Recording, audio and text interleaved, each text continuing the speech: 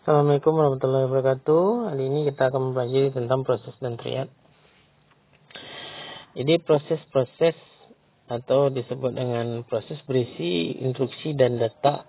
Jadi program counter dan semua register pemrosesan dan stack berisi data sementara. Proses itu merupakan unit kerja terkecil yang secara individu memiliki sumber daya dan dijadwalkan dalam sebuah sistem operasi. Hal-hal yang berkaitan dengan proses itu ada namanya multiprogramming, multiprocessing, dan distribusi processing. Multiprogramming itu merupakan manajemen yang banyak proses pada satu pemrosesan. Nah, contoh ada komputer pribadi itu bersifat workstation, artinya sistem pemrosesan tunggal yang dapat menjalankan banyak program atau task. Seperti Microsoft Windows 3.0, ya, Microsoft Windows NT, OS 2, Macintosh sistem dan lain sebagainya. Sementara multiprocessing itu manajemen banyak proses dalam satu sistem komputer seperti Unix, Linux dan lain sebagainya. Ya, semuanya itu kita menggunakan script.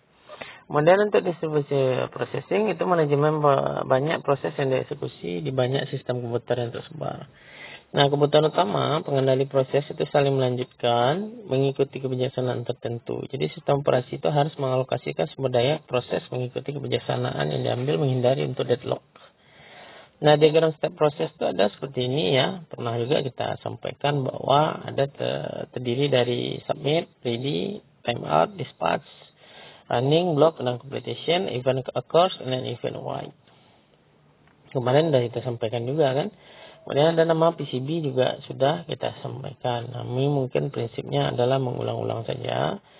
Kemudian operasi-operasi pada proses itu juga sudah kita sampaikan pada pertemuan sebelumnya ya. Nah, ini ada. Kemudian ada nama diagram state lanjut. Nah, ini dia. Di 5 keadaan. Jadi ada namanya submit, ready, dispatch, running, block. Nah, cuma dia menggunakan yang namanya suspend dan EO completion atau event completion. Nah, implementasi prosesnya dapat kita lihat seperti berikut ya. Ada namanya data pemakai, program pemakai, stack system, dan PCB. Untuk penjelasan itu sudah kita sampaikan juga. Kemudian ada namanya PCB dan scenario proses. Nah, ini ada modelnya ya. Kemudian ada bug. Nah, bug atau kesalahan itu pada rutin tunggal itu misalnya interrupt handler dapat merusak PCB, perubahan rancangan struktur dan semantik PCB. Kedua masalah tersebut diatasi dengan rutin penanganan PCB atau pengasesan. PCB ini dari kita sampaikan bahwa kalau misalnya di hardware dia itu seperti papan yang ada di motherboard atau papan rangkaian PCB. Kalau misalnya di sistem operasi, nah dia merupakan jalur kerja dari sebuah sistem operasi. Nah, oke.